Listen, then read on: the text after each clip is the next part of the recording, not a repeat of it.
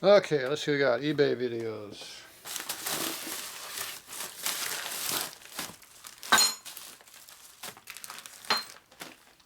Got a baggie of goodies.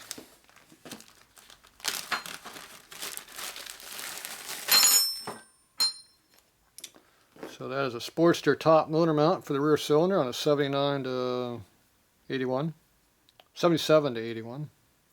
So that goes across the rocker box and to the frame, right in the back of the rear gas tank. And that's a brand new Harley one, NOS. This appears to be NOS coil studs for a big twin. So this would be, depending on what size it is, 50s on up or 40s on up. So this has the 3/8 size, it looks like, which is the later frame mount. And there is the smaller one for the early bike. So they came out in 47 with the 2 bolts on the side of the frame on the seat post tube. So the small ones here are for the 40s up in the 50s, and I think the swing arms when they went to the bigger size, which had been 58. So it'd be the coarse. You would think they'd be coarse thread. Oop. These later ones are fine on both sides. So these are 3/8 fine thread, 5/16 fine on the outside. This one here is 5/16 coarse and 5/16 fine. So if I had to guess, I'd say the longer side is, if there is a longer side, yeah, slightly longer, but not by much. So I guess they had a coarse thread on the inside of the frame on the early bike.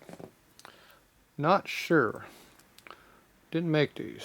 Not sure who made these either in the manufacturer, but I'm pretty sure they're aftermarket. They don't look like Harley parts. So how many we got here?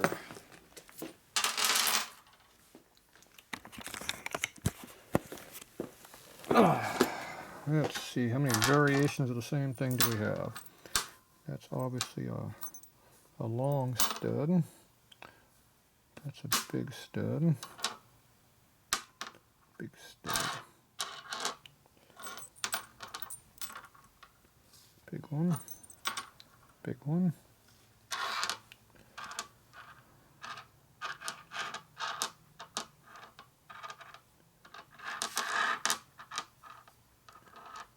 So if you lay everything out, you can see the differences.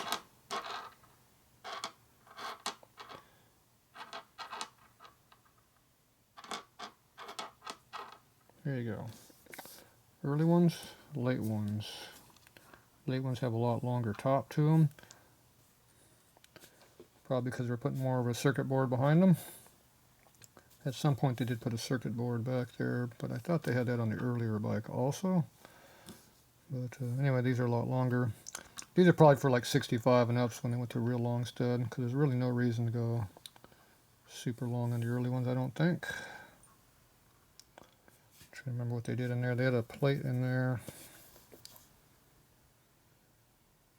Yeah, the instrument box went between the stud here. This one on the inner part of the box is tightened up. The outer part was a cover that covered the wire terminals. So this is all coil out here, and that's a lot of area for a coil mount. You only need enough for just a coil bracket, washer, and nut. So these are definitely earlier. So I'm going to guess these are probably 65 and later, because they got the longer stud. That's when they went to the later coil on the bike. Went to a 12-volt coil, different bracket and everything. So these other ones are definitely earlier. So I have to investigate more. Coley makes a good selection of these, so I don't know if there's only 2 variations or 3. Because I don't remember, I'm not sure what year they went to the bigger stud. They might have did that in 65, in which case these are all 64 on back to 47. And that's for the 45 bike and the panhead and knucklehead. These would be late pan, well, it'd be 65 pan and shovelhead on up. All the way to the end of the 4-speed frame, which was 86 on an FXWG bike. Alright, there you go. That's those. And what do we got over here? Oh, we got the Sportster solo seat bracket. NOS in the bag. It's an orange bag, which makes it pre-75. It's got the AMF logo on it, so it's after 69, or 69 at least. Pretty much probably 69 they started doing that, but definitely by 70 they did. So that puts this here in early 70s production. They use this solo seat bracket through 72 on the Sportster frame. So this is when you're on the solo seat on the bike and not the buddy seat. So this held the spring mechanism. They had like a double seat pogo set up the T-bar. So that's what that is. So there you go. So that'd be the original one, not modern production we made after 75, which would be modern stuff. This is actually probably what they would actually ran on a bike. So that's definitely original. All right, there you go. Some miscellaneous NOS parts.